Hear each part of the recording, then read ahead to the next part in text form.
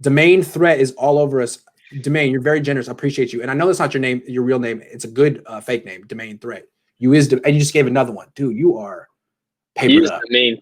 You are Domain. You really are officially. What Kyle and his dad do great is make life easier for their quarterbacks. This is why I've always said they're better. I totally agree. They don't develop quarterbacks. They make life easier for quarterbacks. It's a different thing. It's a different thing. But it's also a valuable thing. Look what Mike did with Steve and Elway. Look what Kyle did with freaking Matt Schaub and Matt Ryan. That's a value. The Niners just haven't given Kyle Shanahan that guy, and that's why I think it's a good thing that all these vets are available. It's a good thing. Yeah, you know, I agree. They could get Kyle Trask or Justin Fields or Trey Lance, and who's to say that really the Shanahan is the best guy to develop him? Maybe Brian Daboll is better suited for that job, but if you give a guy a 33-year-old quarterback, Kyle's perfect, man. He's freaking perfect. Well, we don't know if Kyle is good at it, but we do know that what he can do is maximize a veteran quarterback. No question. There's more questions coming in. So developing QBs isn't exactly their strong suit. Yeah, I agree, because developing a QB takes it's a little bit of like hand holding. It's hard. You're dealing with a child, a kid, and you don't want to crush him. You don't want to give him a bunch of failure early on in his career. It's a dance. It's hard. I think the Shanahan's are very demanding. They don't.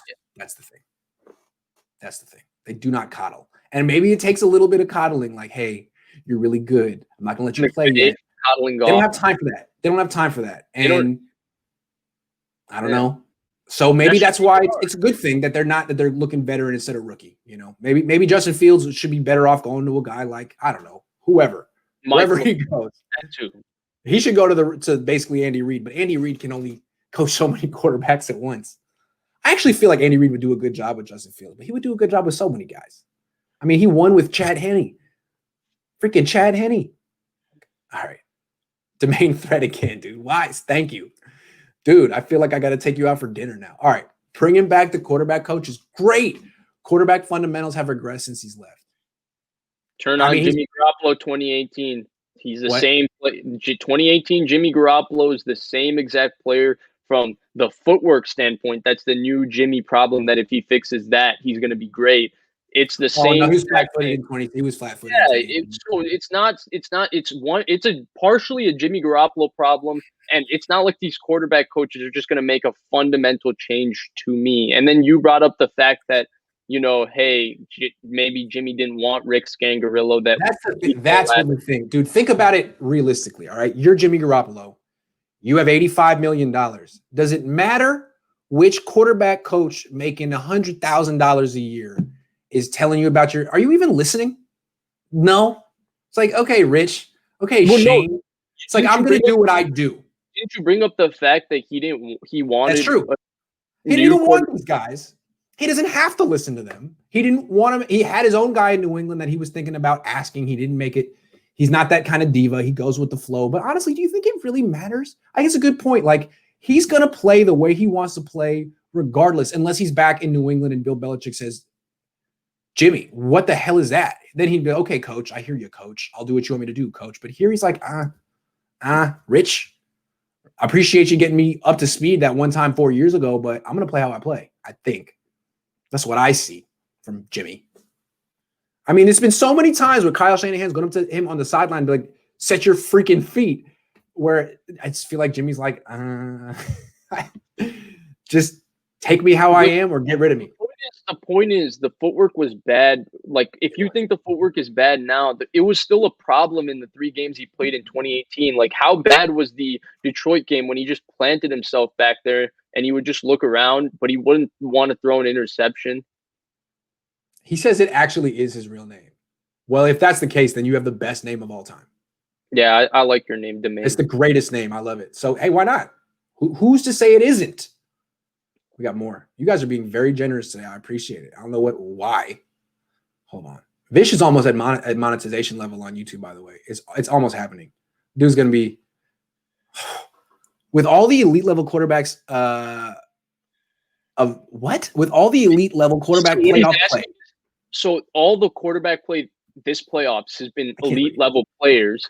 Why are people comfortable going forward with Jimmy Garoppolo and thinking mediocrity will get it done? It's because they're comfortable. You said it yourself. They're comfortable and they know what he is, and they're comfortable with the fact that when he's played, the 49ers have won. But I guarantee you, if the Niners made a move for Matthew Stafford, everybody who was attached for Jimmy would all of a sudden change their mind. And I'm sure, that's what I'm most excited for. That's why I want Matthew Stafford to come to the 49ers, because I've had so many arguments and so many receipts stored up here all these years that I've told people that just put Matthew Stafford with a good coach and a good team, and your perception of him, this Stat Padford, I've seen that name thrown around. Creative name, horribly insulting, but creative name, got to give it that. I just can't wait for him to come here or go to Indianapolis and the entire perception of him to change, because all of a sudden structure and play action and all these things can help him.